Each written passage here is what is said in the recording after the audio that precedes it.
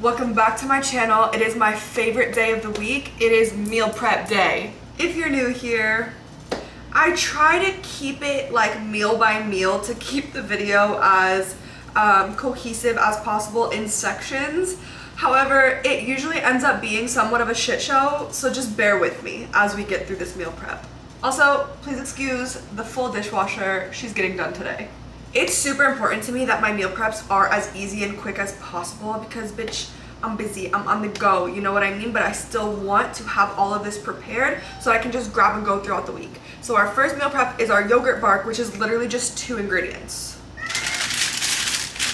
So you're gonna need some parchment paper, some containers, yogurt, and peanut butter. We're gonna be using the ratio protein yogurt for these. My favorite is the blueberry, but there weren't any left. They only had strawberry and vanilla, and they only had a few more left. So this is what we're working with.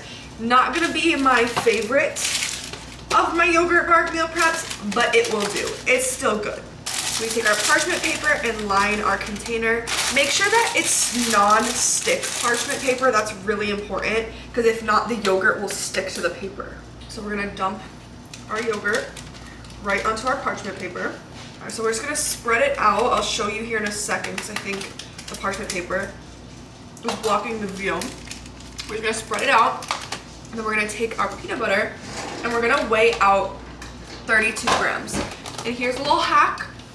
We're gonna take the peanut butter container and put the container on the scale, not the container of yogurt. Once we get the container of peanut butter on the scale, we're gonna zero the scale out and remove 32 grams. So once you've removed 32 grams, your scale is going to read negative 32. We're just gonna spread and drizzle the peanut butter right on top, and it's gonna look something like this. Now, when it's time to eat, you wanna put this in the freezer like 2 to 3 hours before you're ready to eat it. I keep mine in the refrigerator until then. If you put it in the freezer for too long, it just gets too frozen and then it gets kind of icy, and I don't know. I personally don't like it, and the feedback that I've gotten on people who have tried this also say they don't love that iciness when it's in the freezer for too long. So I would recommend 2 to 5 hours. That's like the magic number. Anything longer than that is kind of just too much. Anything shorter than that, it's not going to be frozen enough. Next on the menu, we are making our special spinach sauce, which is basically just traditional Prego mixed with 1 container of Laughing Cow cheese and 1 container of organic spinach, which ends up being 142 grams of spinach. First things first, we gotta boil our pasta. So while this cooks, we're gonna make the sauce. This is the pasta that I like to use. Honestly, it doesn't have like a crazy amount of protein in it. It has 10 grams per serving, but it does taste the best compared to like other protein pastas. Like I don't like bonza pasta or like lentil pasta, chickpea pasta, stuff like that. It's not my thing. I think that like the taste is just like not it. So we stick with this one for just a couple less grams of protein. First things first, we're gonna get this water boiling and cook the pasta while we make our spinach sauce. All right, so for our sauce, we're gonna add our entire container of spinach, which is 142 grams. Before anybody yells at me for just taking it out of the container and putting it in the blender, this shit is triple washed. That's good enough for me. Half a container of Prego, so this is the second half from what I did last time. And then my least favorite part of making this meal, the Laughing Cow cheeses, because you have to unravel each and every one of them and stick them in.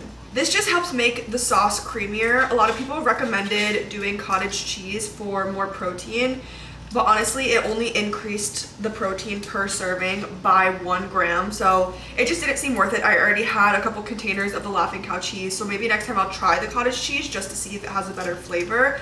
But if you're looking for a higher protein content, I would recommend adding like some grilled chicken or some shrimp or something like that rather than adding more into the sauce. Okay, our sauce is gonna look something like this. Okay, sauce is done, pasta's done, let's prep. We're adding 200 grams of pasta, which is 1.5 servings to our container. 50 grams of our sauce. So this is what our meal prep is gonna look like. Put the lid on, stick it in the fridge, on to the next. Next up, we are hard boiling some eggs. The pot is still hot, so we gotta be careful, but I'm going to stick just pretty much all these eggs in here. And we're gonna fill the pot up with water just above egg level.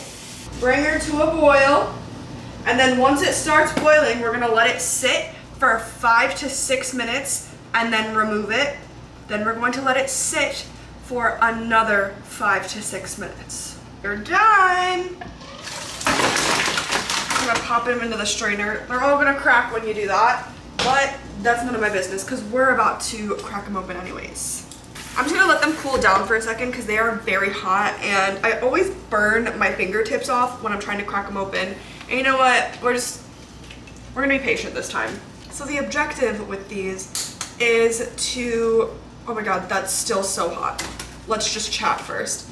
The objective with these hard-boiled eggs is to basically replace the egg muffins that I was making from the TWP recipe ebook because my muffin pan rusted. While I was traveling, I left it sitting in my sink because I was like, whatever, I don't feel like cleaning it before leaving. And I was pretty much gone for 2 months straight, and every time I came home in between my mini trips, I would just be like, oh, when I get back from the next trip, when I get back from the next trip.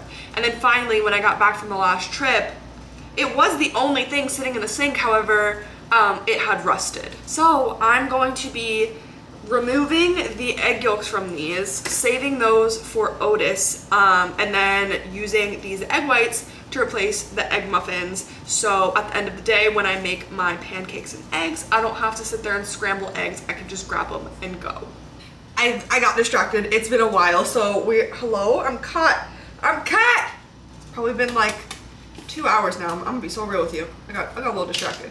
But we are going to unpeel, and look how beautifully these are unpeeling. It's because I got the technique down, girl. Okay, I spoke too soon. It's coming off in chunks a little bit, but not bad. It's fine. Moment of truth. I'm gonna eat one, see what's going on inside, you know?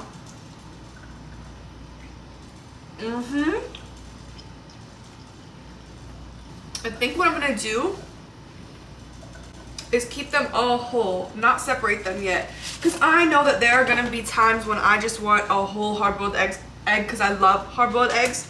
So if I need some egg whites, I'll take it apart, give the yolk to Otis, and then if I want a whole one, I'll eat a whole one, you know?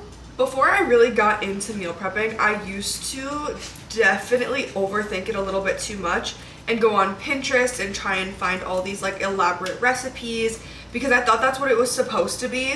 I don't know why. I just had that like, I think early Instagram aesthetic idea of it, when in reality, it can be so fucking simple. Like I'm just sitting here peeling hard-boiled eggs right now and this is a meal prep. And like, don't get me wrong, if you like to sit there and plan out your elaborate little meals, do it. Romanticize your life. But for me, it's not that serious. And I genuinely enjoy like the basics when it comes to food.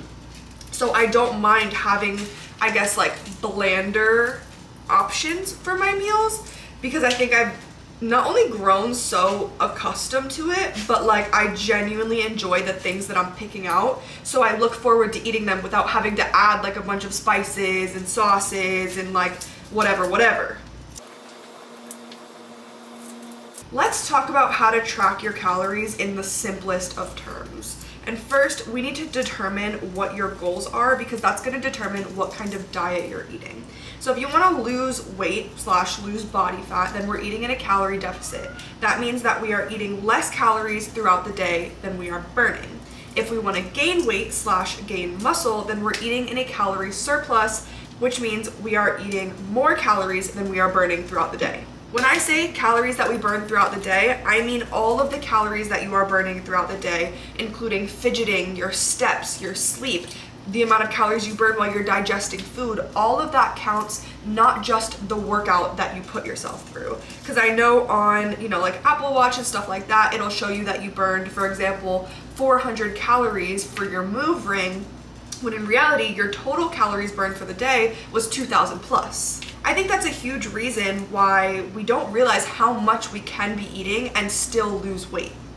Before you get serious about tracking your calories, I would recommend taking a 1 to 2 week trial period and just track everything that you typically eat on a daily basis, just so you can grow accustomed to measuring out your foods, measuring out serving sizes, using a food scale, using a tracking app. All of these things are going to be a learning curve, so you need to give yourself a second and give yourself some grace to learn them. To figure out how many calories you should personally be eating based on your goals, there are a few ways that you can do this. You can use the macro calculator that's linked in my bio, or any old macro calculator that you find on Google, or you can use the TDEE equation, but let me tell you, it's a lot of math, and most macro calculators, including the one linked in my bio, uses that equation already. Tracking your calories is trial and error. You might not get it right on the first try. What I recommend is tracking your calories for 2 weeks, reassessing and determining if you need to make adjustments. So for example, let's say your goal is to lose weight, and 2 weeks down the line, you have lost absolutely no weight. And when I say absolutely no weight, I mean half a pound or less. In that case, you look at your lifestyle and you say, okay, am I actually eating in a calorie deficit? Am I tracking my cooking spray, my salad dressings? Am I tracking the little bites of food that I'm having here and there that I'm convincing myself doesn't go towards my daily calorie count, when in reality, it does? And if you're answering positively to all of these questions and you really are doing all of the right things, you might just need to lower your calories. And then the other way around for your calorie surplus. If you haven't gained more than half a pound in those initial 2 weeks, take a look in the mirror and be for real with yourself. Am I hitting my macros, or am I leaving plates of food half finished? If you're doing everything that you're supposed to be doing, then it's probably time to increase your calories. It definitely is all easier said than done, and there's going to be a learning curve, like I said. Give yourself grace, trust the process, and know that if you stick to the right steps, you will see progress in the direction that you want to see progress. I'm really just gonna stick these into a couple of Ziploc bags and call it a day. Are they all gonna fit? Hell yeah! I also have a couple of baked potatoes and some pieces of fish that I got from my mom's house, so that takes a little bit of load off of today's meal prep. But that's pretty much all we're doing today. We keep it simple, so everything is quick and easy. And we only made like a couple of the yogurt barks, so we're definitely gonna do that again in a couple of days. And then we're gonna have to prep some fish fillets and some rice and stuff like that once my stuff from my mom's house runs out, which is going to be in like 2 or 3 days. So we're gonna do a day in the life video, and I will meal prep those things for you in that. But I just wanted to give you like a little bit of a quick insight on what a meal prep looks like for me. It doesn't need to be complicated. It doesn't need to be a whole day of meal prepping. You could just take a couple hours out of your day and get it done. With that being said, I am taking my ass to bed because of course I procrastinated, and this was the last thing that I did today. Thanks for watching. If you have any suggestions of different types of videos you want to see throughout the month, please let me know down in the comments. But other than that, thanks for watching. Have a good night. Love you. See you tomorrow.